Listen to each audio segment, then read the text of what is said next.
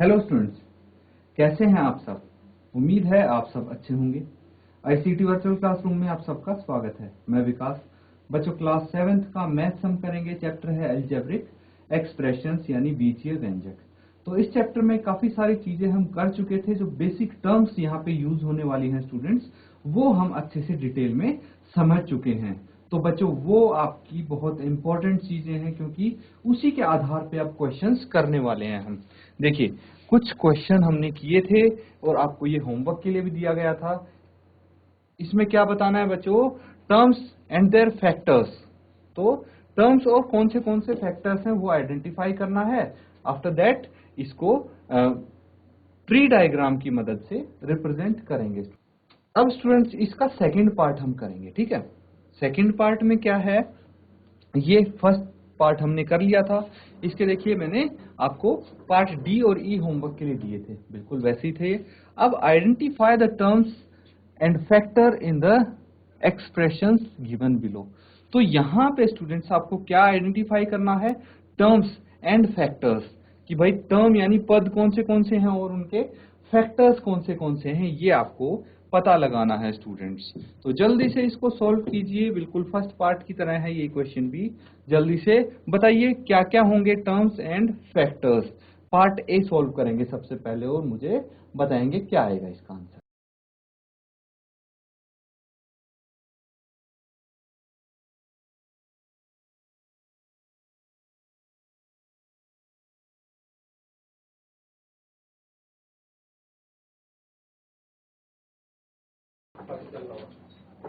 देखिए स्टूडेंट्स, अब आपको क्या क्या फाइंड आउट करना है इसमें? टर्म्स और फैक्टर्स।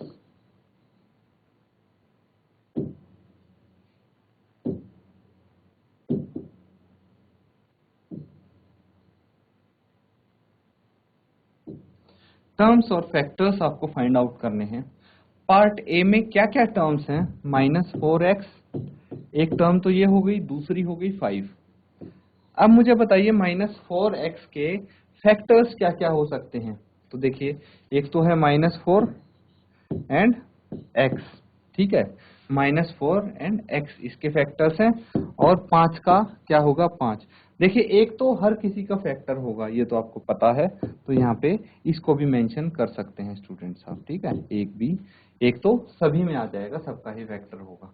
तो देखिए, इसी तरह से जैसे पार्ट ए किया हमने, पार्ट बी आप करेंगे, पार्ट सी, पार्ट डी। तो जल्दी से नोट डाउन कीजिए और बाकी के पार्ट्स आप हल कीजिए।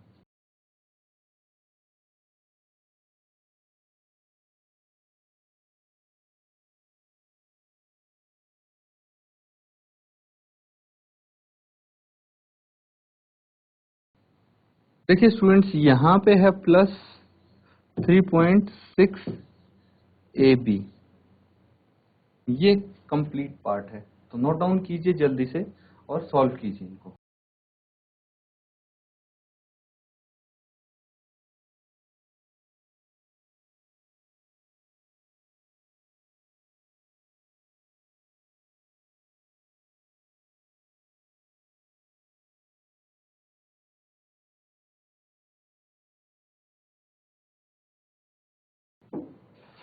ठीक है स्टूडेंट्स,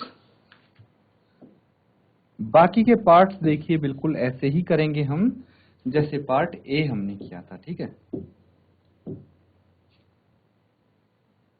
तो यहां आप लिखेंगे टर्म्स और ये हो जाएंगे फैक्टर्स।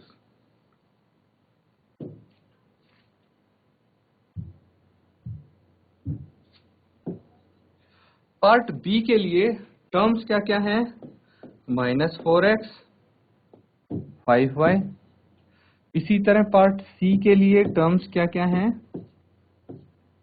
5y, 3y²। इसी तरह से कोई भी आप लिख सकते हैं। अब देखिए, ये दोनों आप होमवर्क में करेंगे। कौन से? पार्ट डी और पार्ट ई। पार्ट एफ हम यहाँ पे कवर कर लेते हैं। तो इसके फैक्टर्स क्या क्या हैं? 1.2 AB, -2.4B, 3.6 AB। ये सभी इसके फैक्टर्स हैं स्टूडेंट्स, ठीक है। अब इसके टर्म्स हैं, पद जो बोलते हैं, इनके फैक्टर्स हम फाइंड आउट करेंगे। देखिए इसमें जो फैक्टर्स हैं -4 और x है और 5 एंड y है। इसमें क्या क्या है, 5 एंड y है और 3y ये फैक्टर्स हैं इसके। इसमें क्या हो जाएंगे फैक्टर्स, इसमें हो जाएंगे students 1.2 a b -2.4 b 3.6 a and b। तो ये सभी इनके फैक्टर्स हो गए। बस फैक्टर्स में क्या करना है कि भाई सभी फैक्टर्स को मल्टीप्लाई करके एक पद आ जाना चाहिए, तो वो फैक्टर्स हो जाएंगे इसके। इस चीज का ध्यान रखना है। नोट डाउन करिए स्टूडेंट्स, ये आपका होमवर्क हो गए। जो 2 D एंड E पार्ट है ये होमवर्क में भी करेंगे, बाकी के पार्ट्स हमने पूरे सॉल्व कर लिए हैं, तो नोट डाउन करो।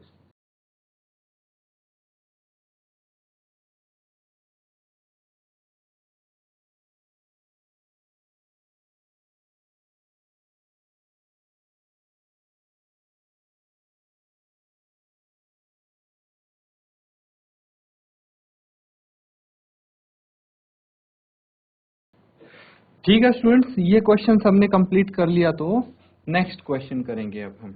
अगले क्वेश्चन में क्या बोला गया है, देखिए यहाँ पे identify the numerical coefficient of terms other than constant in the following expression.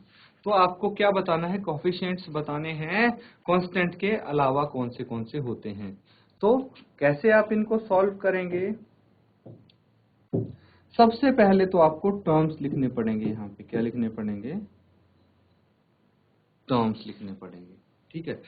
उससे पहले भी आप लिखेंगे, टर्म से भी पहले क्या चीज दी हुई है आपको, एक्सप्रेशंस।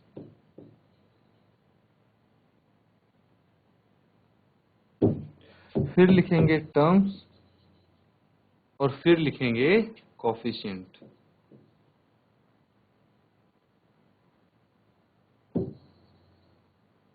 बस ये प्रॉपरली आप लिख दें, आपका आंसर आ जाएगा। तो देखिए यहाँ पे टर्म क्या है, 5, एक्सप्रेशन ऑफ 5 - 3t²। टर्म भी हम लिखते हैं और इसमें हमें जो कोएफिशिएंट है वो भी हमें लिखना आता है। तो जल्दी से टर्म और कोएफिशिएंट इस एक्सप्रेशन के क्या होंगे वो आप बताएंगे मुझे, ठीक है स्टूडेंट्स। तो चैट के माध्यम से सभी अपना आंसर सेंड कर देंगे। जल्दी से इसको सॉल्व कीजिए।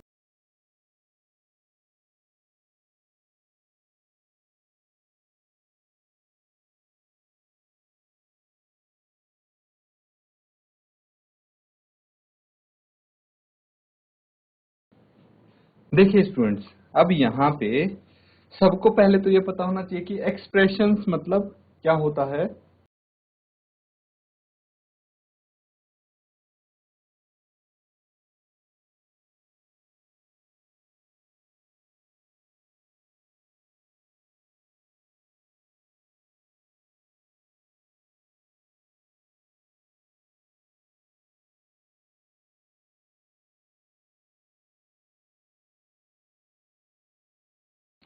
तो स्टूडेंट्स यहाँ पे एक्सप्रेशंस क्या होता है, व्यंजक बोलते हैं इसको, ठीक है।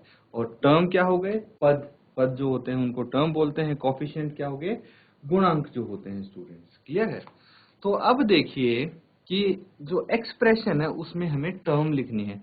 अब अगर टोटल टर्म्स की बात करें तो एक तो है 5, दूसरा है -3t²। यही है टर्म्स। लेकिन अगर क्वेश्चन को ध्यान से पढ़ेंगे तो बोला identify the numerical coefficient of terms. कौन सी टर्म्स, ये यहाँ पे बता रखा है, अदर देन कांस्टेंट। कांस्टेंट क्या होते हैं बच्चों, कांस्टेंट मतलब अचर। अचर क्या हुआ, जो चीज चेंज ना होती हो, ठीक है। जैसे नंबर्स हो गए, ठीक है। ये हो गया 5, ये क्या है, कांस्टेंट है, ओके। एंड वेरिएबल क्या हो गया, जैसे t है।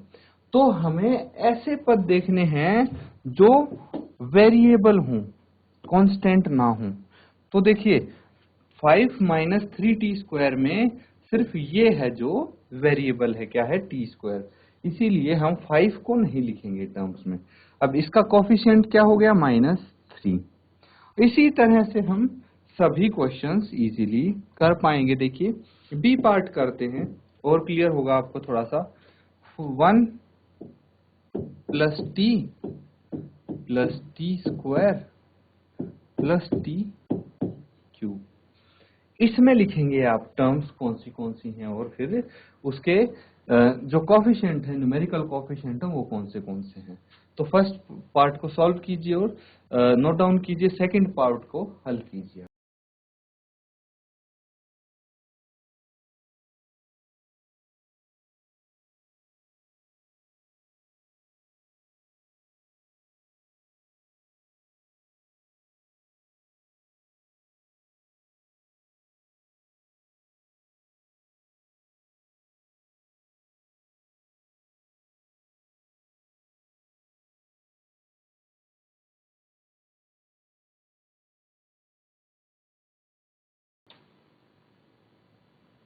तो स्टूडेंट्स पार्ट बी है, उसमें देखिए कौन से हमारे पास टर्म्स हैं, t², t³, ये सभी टर्म्स हैं और इनके जो कोफिशिएंट हैं वो 1 1 1 है। क्योंकि न्यूमेरिकल कोफिशिएंट के आप देखेंगे तो कुछ भी नहीं है। कुछ भी नहीं है का मतलब है कि 1 से तो किसी को भी मल्टीप्लाई कर लो वो सेम नंबर रहेगा, इसीलिए 1 तो हर किसी का कोफिशिएंट होता ही है, इसलिए हमने इन सभी का कोफिशिएंट 1 लिख दिया है। अब इसी तरह से देखिए सारे के सारे क्वेश्चंस हम इजीली कर सकते हैं स्टूडेंट्स।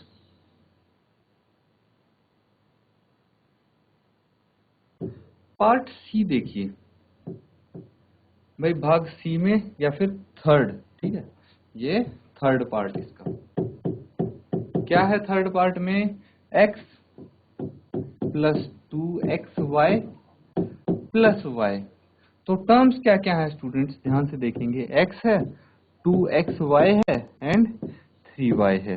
तो देखिए x के साथ तो न्यूमेरिकल कोफिशिएंट 1 हो गया क्योंकि कुछ भी नहीं लिखा है।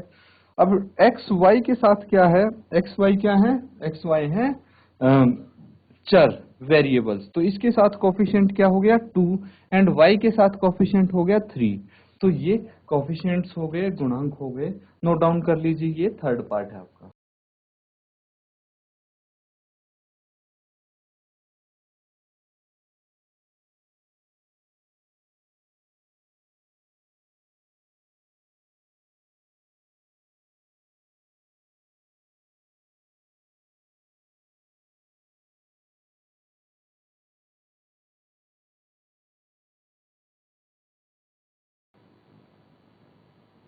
ठीक है स्टूडेंट्स, थर्ड पार्ट हमने कर लिया है। ऐसे कर करके सारे पार्ट्स देखिए इजीली आप सॉल्व कर सकते हैं। फोर्थ पार्ट में आपका जो एक्सप्रेशन है 100m + 1000n यही दिया हुआ है। अब मुझे बताइए कि इसमें टर्म्स आपकी एक तो है 100m एंड एक है 1000n। अब इसमें जो आपका कोफिशिएंट है एक तो है 100 और यहाँ पे है 1000। कितना सिंपल है ना। तो इसी तरह से फिफ्थ अगर क्वेश्चन हम करेंगे, फिफ्थ पार्ट, तो इसमें आपका जो एक्सप्रेशन है p² -p² into q² + 7pq यही है। अब देखिए स्टूडेंट्स, -p² q² 7pq यही है। अब यहाँ पे स्टूडेंट्स ये हो गया -1 और यहाँ पे ये 7 है। नोट डाउन कर लीजिए इनको।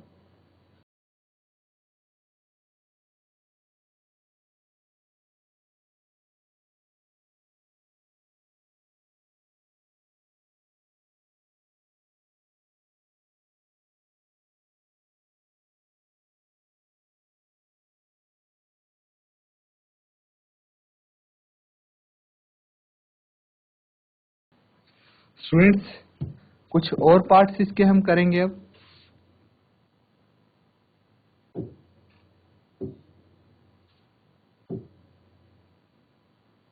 सिक्स्थ पार्ट देखिए, सिक्स्थ पार्ट में 1.2a + 0.8b है।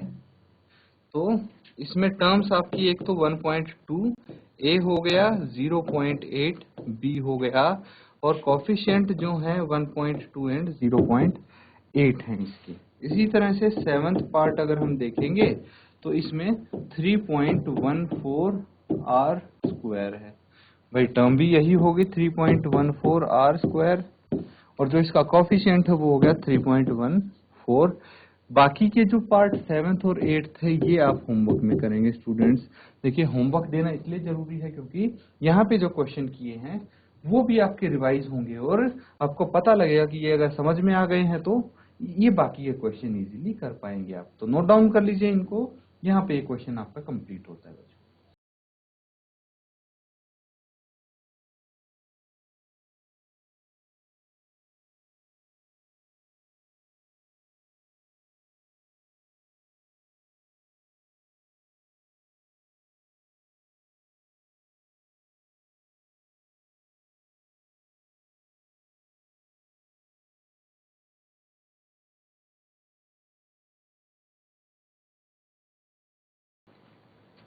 ठीक है स्टूडेंट्स, यहाँ तक ये आपके क्वेश्चन कंप्लीट हो गया है।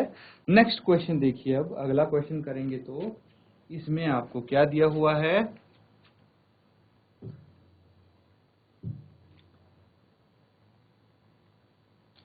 यहाँ पे आपसे बोला गया है identify terms which contain x and give the coefficient of x. तो सबसे पहले तो आपको टर्म्स वो पहचाननी है, वो पद पहचानने हैं जिसमें एक्स हैं, और फिर उसके बाद उनके कोफिशिएंट लिखने किसके, एक्स के। बहुत ही इजी है स्टूडेंट्स, आप करेंगे तो सबसे पहले आप यहाँ पे लिख सकते हैं एक्सप्रेशन, एक्सप्रेशन।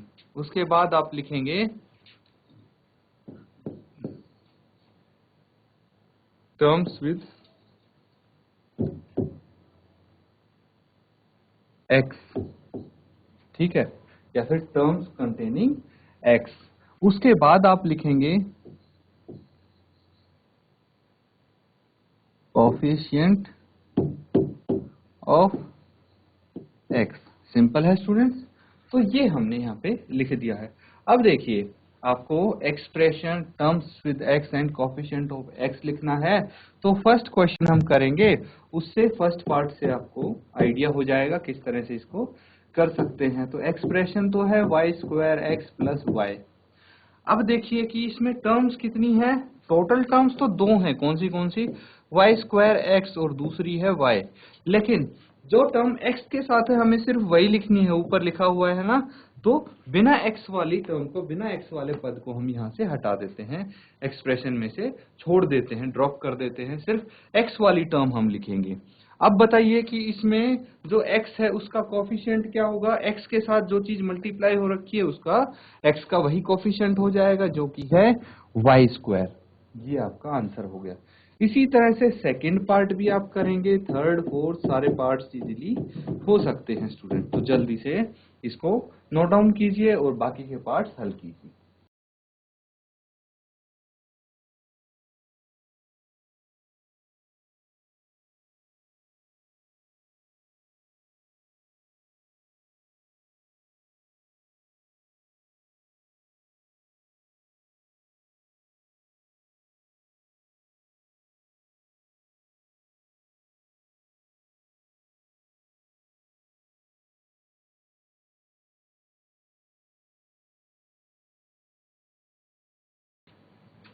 ठीक है स्टूडेंट्स, अब देखिए आगे के क्वेश्चंस हम करेंगे। तो सेकेंड पार्ट में क्या क्या है, एक्सप्रेशन है 13 Y square minus 8 Y x.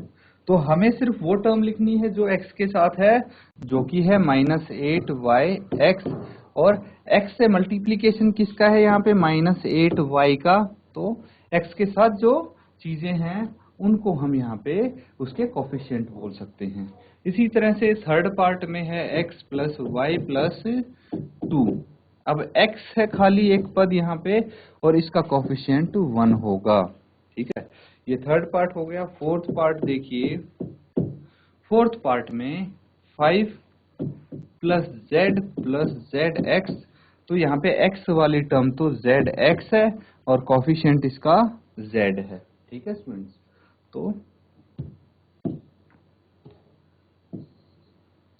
इस तरह से कर सकते हैं हम इनको।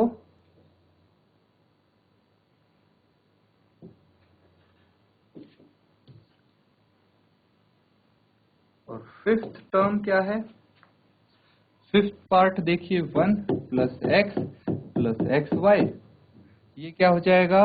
एक्स वाई टर्म है और दूसरी टर्म कौन सी है? एक्स है। ठीक है, यहाँ पे दो टर्म है एक्स वाली और इनके कोफिशिएंट क्या हो जाएंगे? एक का तो हो जाएगा y और दूसरे का हो जाएगा 1। तो स्टूडेंट्स नोट डाउन कर लीजिए, ये अगर एक से ज्यादा टर्म x के साथ है तो उन दोनों टर्म्स को लिखेंगे और फिर उनके कोफिशिएंट लिख लेंगे। बाकी के जो पार्ट्स बचे 6, 7 ये हैं स्टूडेंट्स आपके होमवर्क के लिए, नोट डाउन कर लो।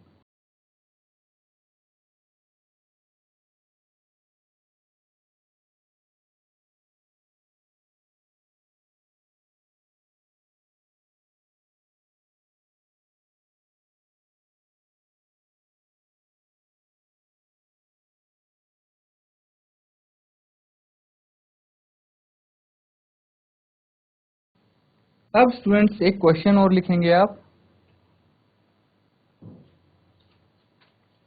इसका ही बी पार्ट है, identify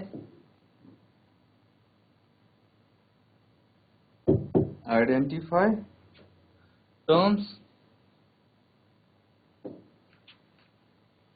which contain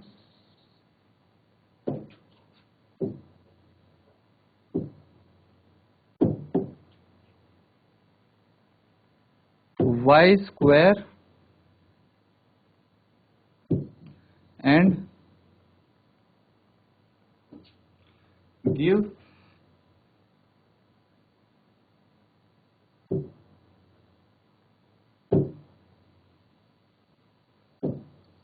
the coefficient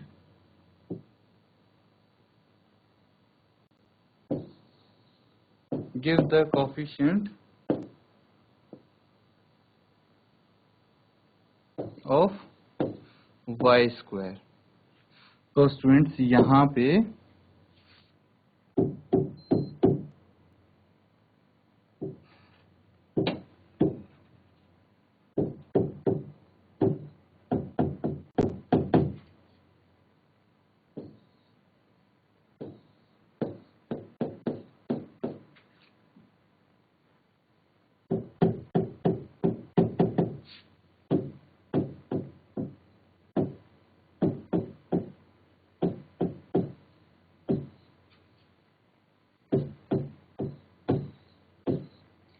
ये हैं स्टूडेंट्स आपके लिए क्वेश्चंस। तो जैसे हमने इसका प्रीवियस पार्ट किया था पार्ट ए, उसी तरह इसको भी आप कर लेंगे सॉल्व। तो ये पूरा क्वेश्चन आपका होमवर्क हो गया। बस उसमें क्या था, उसमें ऐसी टर्म निकालनी थी जो एक्स, जिसमें एक्स हो, जो एक्स कंटेन करती हो।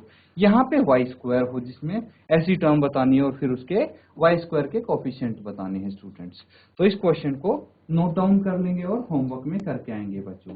तो स्टूडेंट्स अपना होमवर्क जरूर कंप्लीट करें ताकि आपको धीरे धीरे समझ में आता रहे कि क्लास में कितना हम कर रहे हैं। इसी के साथ आज का सेशन यहीं पे एंड करते हैं। Thank you and have a nice day.